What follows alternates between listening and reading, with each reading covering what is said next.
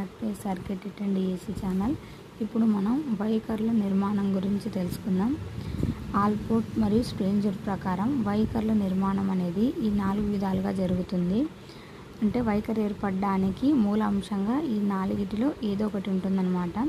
ఫస్ట్ది అనుభవాలను సమైక్యపరచడం. అంటే ఒక వస్తువు పట్ల కానీ ఒక సంస్థ పట్ల కానీ మనకు ఏ విధమైనటువంటి ఎక్స్పీరియన్సెస్ ఉన్నాయో అవన్నీ సమైక్యపరచడం, అంటే అవన్నీ జత చేసుకొని ఒక వైఖరికి ఒక కన్క్లూజన్కి రావడం అనమాట.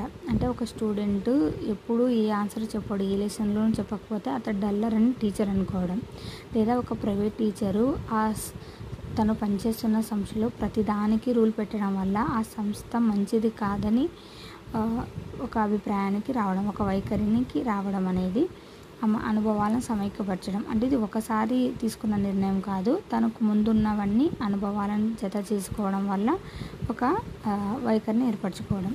నెక్స్ట్ అనుభవాలను భేదపరచడం. అంటే ఇంతకు ముందు ఉన్న వీటిని వాళ్ళు ఏదో ఒక అనుభవం ద్వారా వాటిని భేదపరిచి వైఖరిని చేంజ్ చేసుకోవడం. అంటే పిల్లవాడు ఆ సబ్జెక్ట్లో కాకుండా వేరే సబ్జెక్ట్లోనో లేదా వేరే విషయంలోనో వేరే లెసన్లోనో షార్ప్గా చెప్తే ఓకే ఈ అబ్బాయి కూడా అంతో ఇంతో చదవగలడు అనుకోవడం. లేదా ప్రైవేట్ టీచర్లకు ఏదైనా ప్రాబ్లం వచ్చినప్పుడు ఆ సంస్థ ముందుండి హెల్ప్ చేయడం వల్ల ఓకే ఈ సంస్థ మంచిది అని వాళ్ళకు జరిగిన అనుభవాలను భేదపరచుకొని వైఖరిని చేంజ్ చేసుకోవడం. నెక్స్ట్ ఆకస్మిక సంఘటనలు. అంటే ఏదైనా ఒక విషయం ఉన్నట్లుండి సడన్గా జరగడం వల్ల వైఖరి ఏర్పడడం. కాలేజీ స్టూడెంట్ మా కాలేజ్ అనే ఫీలింగ్తో ఉంటారు, కానీ అక్కడ ఎవరైనా తన తోటి విద్యార్థుల ఆత్మహత్య ఆ కాలేజ్ వల్ల చేసుకుంటే అప్పుడు ఆ కాలేజ్ మీద ఆ ముందున్న పాజిటివ్ వైఖరి ఉండదన్నమాట.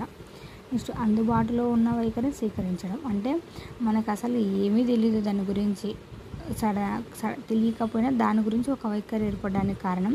ఫర్ ఎగ్జాంపుల్ విద్యార్థులు సైకాలజీ చాలా కష్టమైన సబ్జెక్టులు అని చెప్పి విని అది కష్టమేమో అనుకోవడం, మ్యాథ్స్ని కూడా అలా అనుకోవడం. ఇంకా చెప్పాలంటే ఇప్పుడు దయ్యాలని మనం ఎవరు చూసింది లేదు పెట్టింది లేదు, కానీ దయ్యాలు ఉన్నాయంటే ఆ దయ్యాలను చూసి భయపడ్డం. అలా దీన్నే అందుబాటులో ఉన్న వైఖరిని స్వీకరించడం అంటారు. సో వైఖరి నిర్మాణం అనేది ఆల్పోర్ట్ స్ప్రేంజర్ ప్రకారం ఈ 4 విధాల్లో ఏదో ఒక మూలంగా ఏర్పడుతుందన్నమాట.